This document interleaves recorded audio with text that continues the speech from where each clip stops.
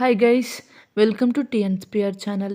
ఈరోజు మనం Telugu degree second సెమిస్టర్లోని స్నేహలత లేఖ అనే పాఠం గురించి తెలుసుకుందాం.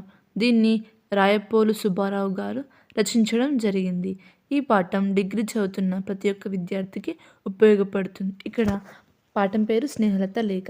అంటే స్నేహలత అనే ఒక అమ్మాయి పేరు. ఆమె రాసిన లేఖ ఏంటి దాని గురించి తెలుసుకుందాం. పాఠంలోకి వెళ్ళే ముందు మొదటిగా కవి పరిచయాన్ని తెలుసుకుందాం. ఇక్కడ కవి పేరు రాయప్పోలు సుబ్బారావు. దేని నుండి గ్రహింపబడింది? స్నేహలత గ్రంథం నుంచి ప్రస్తుత పాఠాన్ని తీసుకోవడం జరిగింది.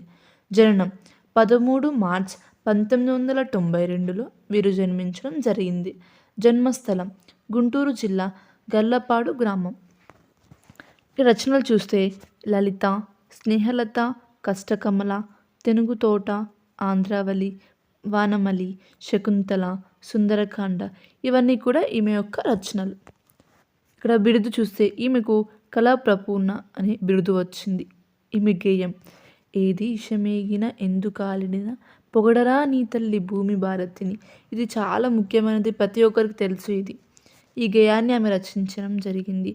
విశేషం అమరావతి పట్టణం బౌద్ధులు విశ్వవిద్యాలయములు స్థాపించారు. ఇక్కడ పాఠ్యభాగ నేపథ్యం చూసుకుంటే మనం ఈ పాఠ్యాన్ని చర్చించుకోవడానికి గల ముఖ్య ఉద్దేశం ఏంటి అంటే వరకట్న దురాచారాన్ని నిర్వహిస్తూ రచించబడింది. పెళ్ళికి వరకట్నం తీసుకుంటారు, దానికి వ్యతిరేకంగా రచించడం జరిగింది. 15 సంవత్సరాల యువతి స్నేహలత. ఈమె వరకట్నం నుండి తండ్రి మరి కుటుంబాన్ని కాపాడాలనే ఆలోచనతో ఈమె ఆత్మహత్య చేసుకోవడానికి ప్రయత్నిస్తుంది. అప్పుడు ఆమె స్నేహలత తన తండ్రికి రాసిన లేఖనే ఈ యొక్క పాఠం స్నేహలత లేఖ. ఏమని రాసింది, ఎందుకు మరి ఆత్మహత్య చేసుకోవాలనుకుందో తెలుసుకుందాం.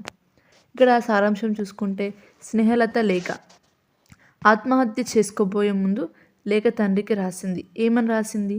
తండ్రి, నా పెళ్లి కోసం మీరు మన ఇంటిని అమ్మడం నాకు ఇష్టం లేదు. దుర్ముహూర్తంలో పుట్టిన కూతుర్ని నేను. రేపు నేను దేవుని సన్నిధికి చేరుకుంటున్నాను, అంటే రేపు చనిపోతున్నాను. రేపు నా పెళ్లి కోసం మీరు అన్నిటినీ కోల్పోవడం నాకు ఇష్టం లేదు అని రాసింది. ఇక్కడ తండ్రి ప్రేమ.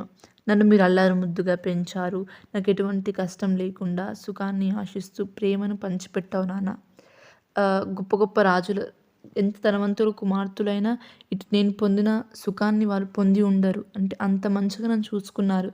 ఈ 15 సంవత్సరాల ప్రేమను నేను అనుభవించాను, ఈ జన్మకి చాలు నాకు అని చెప్పేసి స్నేహలత ఆవేదన. నీ కష్ట నష్టాలు, నీ అప్పు గురించి నేను విన్నాను. నా చదువు కోసం నీ ఆస్తిని మొత్తం పోగొట్టుకున్నావు.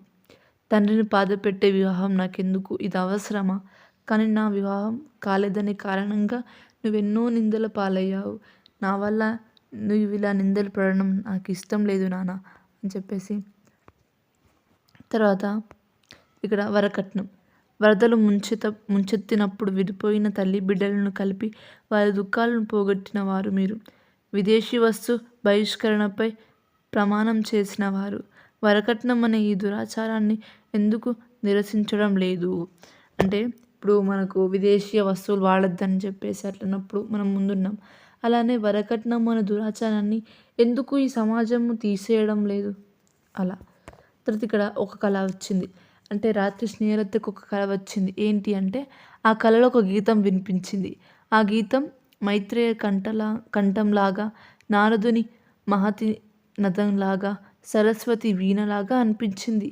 మురళి పాటలు, జయదేవుని కవిత నా చెవులకు ఆనందాన్ని పంచింది అని చెప్పేసి. ఇక్కడ ఆ సమయంలో భూ సముద్రాల్లో ఎప్పుడు కనిపించని ఒక కాంతి.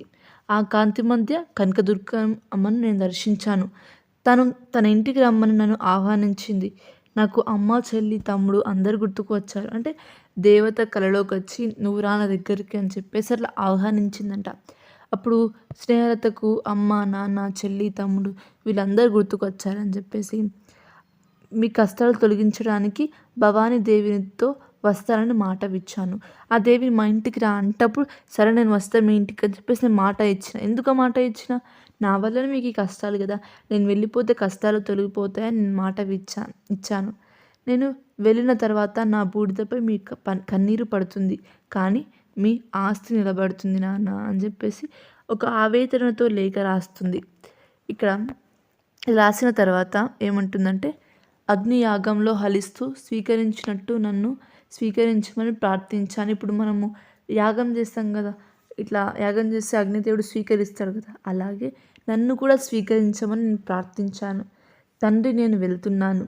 కన్నబిడ్డ చేసే చివరి నమస్కారాన్ని నువ్వు స్వీకరించు అని చెప్పేసి బిడ్డ చాలా బాధతో రాసింది లేఖ.